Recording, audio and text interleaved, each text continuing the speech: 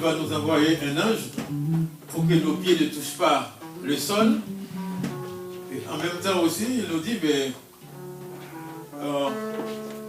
si toutefois tu as des problèmes, moi je serai avec toi. Donc c'est pour dire que la vie chrétienne, ce n'est pas une vie sans problème. Parce que les gens pensent toujours, une fois qu'on se dit chrétien, c'est terminé. Job était un bon chrétien. Il a eu des vers et des mouches comme amis. Donc ce matin, si tu as des douleurs partout, les gens vont te dire, ah oui, c'est parce que tu n'es pas chrétien. C'est parce que tu n'es pas chrétien. Parce que les chrétiens ne doivent pas souffrir comme ça. Moi, je dis que la souffrance, c'est pour les chrétiens. Le mal atteint souvent les justes, mais l'Éternel l'en délivre toujours. C'est quoi le verbe atteindre? Atteindre veut dire frapper, cogner, subir, souffrir. Mais je souffre avec le Seigneur. Ce Gary, nous souffrons avec le Seigneur.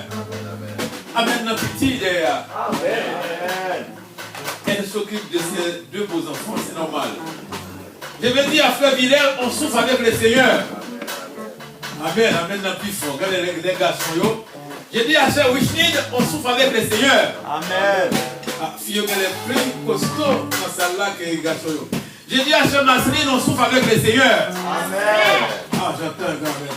Je dis à Sœur Marie, on souffre avec le Seigneur. Amen. Je dis à Frère Civil, Sœur Civil, on souffre avec le Seigneur. Amen. Je dis à qui encore je peux parler. J'ai un truc de moi, mais bon. Je dis à tous ceux, toutes celles qui sont là, on souffre avec le Seigneur. Est-ce que vous souffrez avec le Seigneur? Amen. Amen. Alors ce matin, nous allons, tous ceux qui veulent participer dans la Sainte Seine, vous allez vous lever, mais pour ne pas vous fatiguer trop, je vais lire. C'est dans 1 Corinthiens chapitre 11, le verset 23. Donc 1 Corinthiens 11, 23, vous n'êtes pas demandé de vous lever encore parce que vous allez vous fatiguer. Et je n'aime pas fatiguer mes fidèles. Pour la parole de Dieu, c'est vrai. Non, vous pouvez vous rester à ça. C'est pas grave. C'est pas grave. Merci de me le rappeler. Et de temps en temps, je crie aussi des airs dans les Seigneurs. Amen. Mais c'est bien. C'est pas Jésus qui a écrit 1 Corinthiens. C'est plutôt l'apôtre Paul. Jésus plutôt a fait son déroulement en plus haut encore, quand il a institué la Sainte Seine.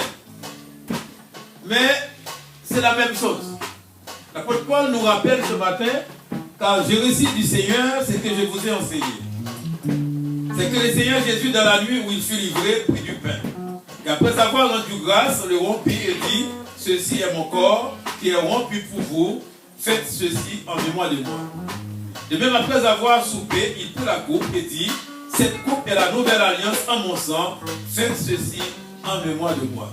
Toutes les fois que vous en boirez, car toutes les fois que vous mangez ce pain et que vous buvez cette coupe, vous annoncez la mort du Seigneur jusqu'à ce qu'il vienne. C'est pourquoi celui qui mangera le pain, j'insiste, et la Bible insiste, celui qui mangera le pain ou buvez cette coupe, ou manger ce pain ou boire cette coupe, indignement, sera coupable envers le corps et le sang du Seigneur.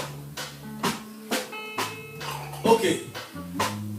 Personne ce matin ne peut vous forcer à prendre la Sainte Seine ou à vous communier avec le Seigneur ou avec vos frères et sœurs.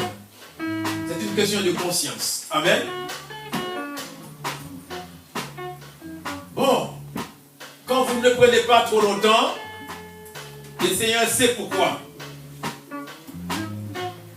La Sainte Seine a été instituée par le Seigneur et il nous a dit de le faire jusqu'à ce que nous en boirons avec lui dans le royaume de son Père.